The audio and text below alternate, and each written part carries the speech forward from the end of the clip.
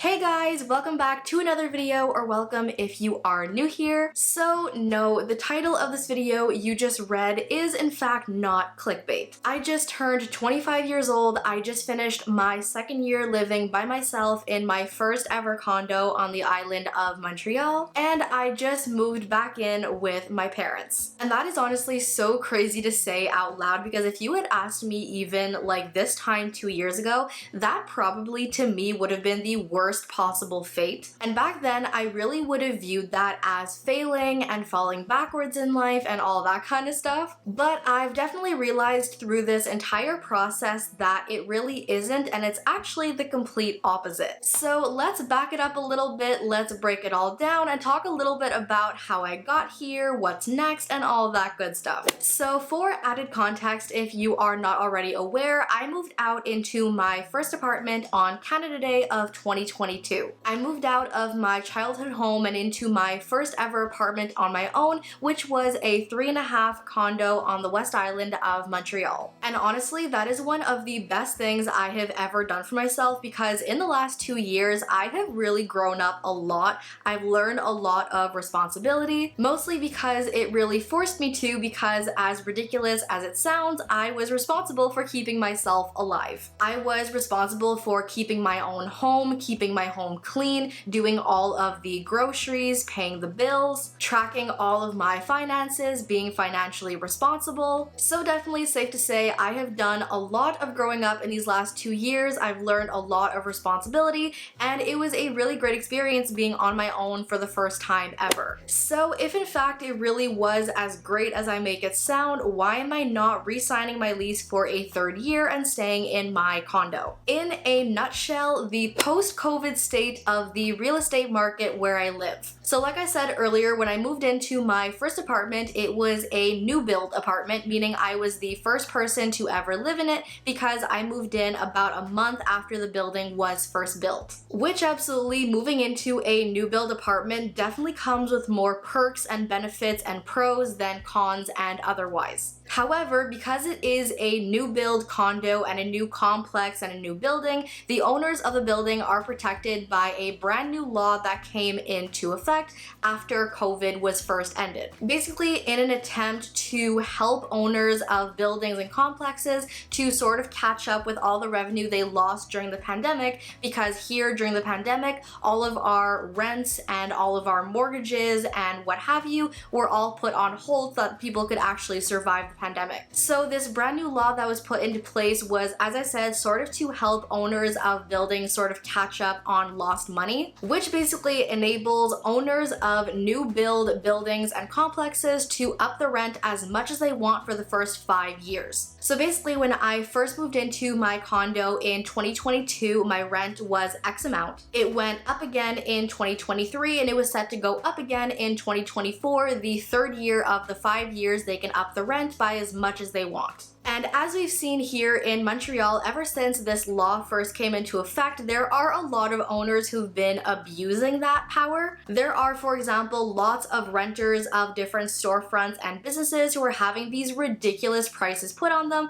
just because the owners were trying to catch up on lost revenue. And I'm definitely not going to go that far as to say that the price that was put on my condo is absolutely unreasonable, or that it's a price that nobody can afford, or that it's a price that I could not afford or pay for if I chose to. None of that is the case. However, even though it's nowhere near a ridiculous price for a 3.5 luxury condo on the West Island, it is definitely a lot further out of the budget that I had first set for rent when I first moved away from home. It's again, as I said, not a ridiculous price that I would not ever be able to afford. It's just not an amount of money that I want to be paying every month and every year that I'm never going to see again, because unlike when you're getting a mortgage on a house, it's not any kind of an investment to be renting an apartment, because that money is never coming back to you. So that is when I first began to realize that I had a really big choice to make. I could very simply just re-sign my lease for a third year at the price they were putting in front of me, stay here for another year, and literally nothing would change. But then that's when I really just stopped for a minute and really started thinking about just how much money I've spent in the last 2 years I've been living here. On top of my rent, there's of course a all the bills I have to pay, there's all of the groceries I have to get, there are other expenses that I have to pay for in my daily, monthly, weekly, and yearly life. And that is when I really stopped to crunch the numbers of exactly how much I had spent in the last 2 years on my home and where I've been living. And to be honest, $40,000 is a lot of money I could have been investing into the future, into another kind of investment, or just very simply been continuing to save up for whatever I may need it for in the future. So having spent more than $40,000 in the last 2 years that is never coming back to me,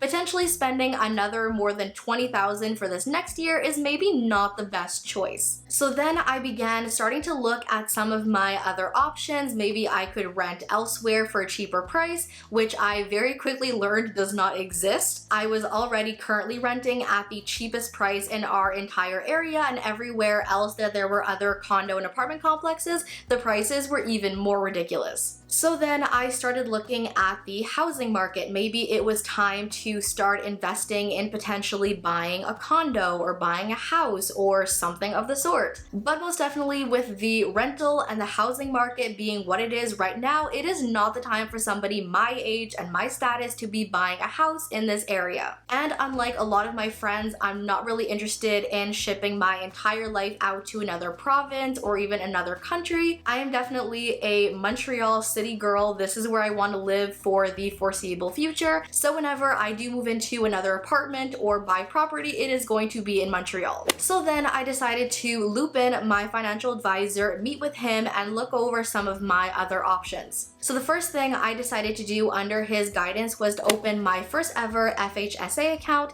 now that my bank has joined the roster of banks that offer it. Which means that along with all the other investment accounts I have been building and growing over the last couple of years since I first started doing YouTube, I'm now gonna have an investment account that is specifically for buying my first property or home. Hopefully in the next couple of years when the market begins to calm down a little bit. And for the time being, my wonderful parents have allowed me to come home and rent the spare bedroom in their 4.5 condo rather than putting all of my money on a whole rent on a whole other apartment. That way my rent is a lot more affordable. It's not going to be bleeding my bank account like my rent has been for the last 2 years, and I'm going to be able to save a lot more money towards my future. And that also now means I can focus a lot more of my attention on my job and my career and creating content and running this channel. Now that my anxiety is a lot calmer, I feel like I have things a lot more together and figured out. I feel like I have a solid plan for the future, and now I can go back to focusing all of my time and attention on what I love doing, which is creating. Now as for my channel and my content and what you guys see from me, literally none of that is gonna change. If I wasn't making this video and sharing all this with you guys, you would have no idea that such a significant change was happening in my personal life. Because going forward, I'm planning on doing exactly what it is I've been doing with this channel for the last little while, which is making creator chat videos and talking all things building, growing, monetizing, and succeeding in the digital content creator space of social media. The only noticeable difference to you guys is that I'm filming in a new location. I'm in a different setup and studio than I was before. And like I said, I'm going to be a lot less of a ball of nerves and anxiety because I have everything figured out for the first time in a while. So that I think is pretty much it for all of my updates. Nothing really else in my life is any different, and I like it like that. I feel like I'm really back into the groove of things. I've been planning all kinds of new videos that I'm really excited to film and share with you guys. Hopefully now that my anxiety is at bay, now that I've figured everything else out, now I can get back to being a lot more active and consistent, because like I said in my last video when I had already taken a month off, taking 2 months off of my channel is not something that's very characteristic of me. And while I was feeling a lot too anxious to be focusing on filming and creating, I definitely missed it. So you guys can definitely look forward to a lot more videos coming from me a lot more often and a lot more consistently. But that, you guys, is it for this video. If you guys made it all the way through, thank you for watching all the way through. Thank you for actually caring about my life. As always, I love you all to the moon and back, and I'll see you in my next video. Bye!